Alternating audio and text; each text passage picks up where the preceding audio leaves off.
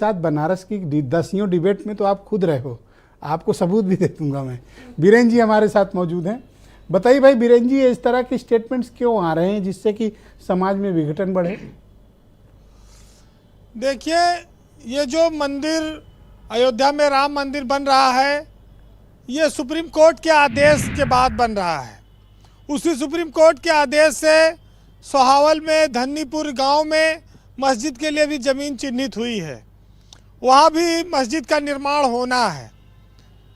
लेकिन इस देश में जब जब चुनाव आता है, भाजपा जब जब भंवर में फंसती है तो वो या तो राम को याद करती है या ओवैसी को याद करती है। ये दोनों इसकी मदद के लिए कहीं ना कहीं से ज़रूर आते हैं। और अब वो 2024 के लोकसभा का चुनाव आ गया है तो राम भी आ रहे हैं और ओवैसी भी आ रहे हैं, और दोनों की ये संभावना बढ़ गई है कि अब उत्तर प्रदेश में ओवैसी की पार्टी भी लोकसभा का चुनाव लड़ेगी। हो सकता है कि वो मायावती के साथ गठबंधन करके लड़ें, क्योंकि इंडिया गठबंधन में ओवैसी गए नहीं हैं, और जहां कदम कदम पर भावनाएं आहत होती हों वहां ओवैसी की इतनी हेट स्पीच पे आज तक किसी भाजपा वाले की भावना आहत नहीं हुई। तो भाजपा में नेता देख के भी भावनाएं आहत होती हैं।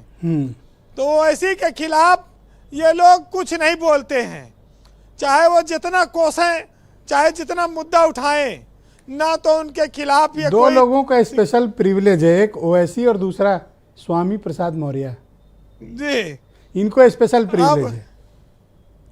ब्रजेश जी, जब इस प्रदेश में मस्जिदों से लाउड स्पीकर उतारने का अभियान चला, जब इस प्रदेश में मदरसों को लेकर तमाम सारी बातें कही गई, तब उस समय ओवैसी साहब उतने सक्रिय नहीं हुए, क्योंकि शायद तब लोकसभा का चुनाव नहीं था।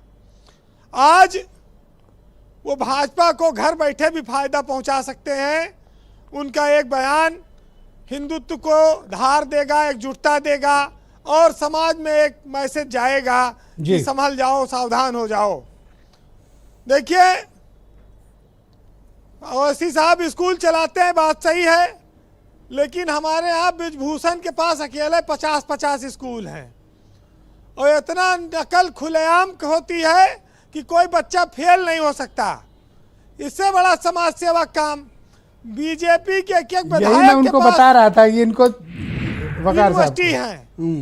ये तो कॉलेज की बात कर रहे हैं, यूनिवर्सिटी है यहाँ भी उनके पास। महेश शर्मा के पास अस्पताल है, तमाम नेताओं के नाम हैं, तमाम लोग बीजेपी में हैं जो इनके पास ये सब व्यवस्था है। लेकिन अब चूंकि मस्जिद की बात आई है तो उस पर बहुत सारे नेता बोलेंगे। ये बात सही है कि भाई अतीत के तमाम सारे पन्ने पलटे जा रहे हैं, काशी है, मथुरा है, अभी बहुत सारी चीज़ें हैं। लेकिन इस चुनाव के बाद क्या सब मुद्दे खत्म हो जाएंगे? वो अभी तो कुछ जिंदा रहेंगे। अभी तो सीए का भी कानून बचा हुआ है, लोकसभा के बाद शायद फिर वो उभर आए, कोई बड़ी बात तो है नहीं। लेकिन एक चीज जरा गौर करने वाली है कि उत्तर प्रदेश में 20 करोड़ से ज्यादा की आबादी में ओवैसी साहब को इस बात को जानना भी होगा कि जो सरकारी योजनाओं का लाभ है उसका 37% लाभ अकेले मुसलमान पा रहे हैं। तो अगर भाजपा मुसलमानों के साथ भेदभाव कर रही होती तो इतना शायद लाभार्थी मुसलमान भाजपा की सरकार में, योगी की सरकार में ना होते।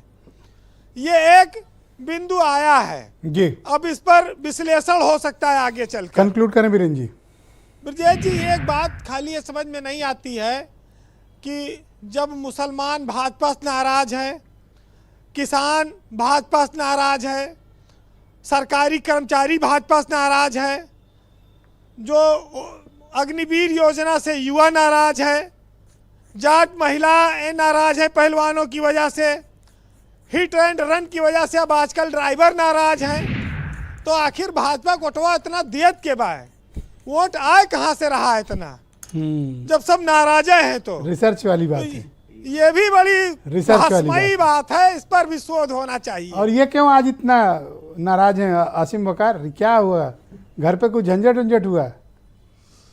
वकार साहब देखिए, मुद्दों पर तो बात करते हैं भाई, उनका हक है बोलने का, और वो एक विद्वान प्रवक्ता है मेरी नज़र में, और उनकी नाराजगी में भी कई सारे हास परिहास छुपे हुए हैं, उसका भी आनंद लीजिए, क्योंकि जी। वो समाज पर उनकी बात तो तथ्यात्मक है।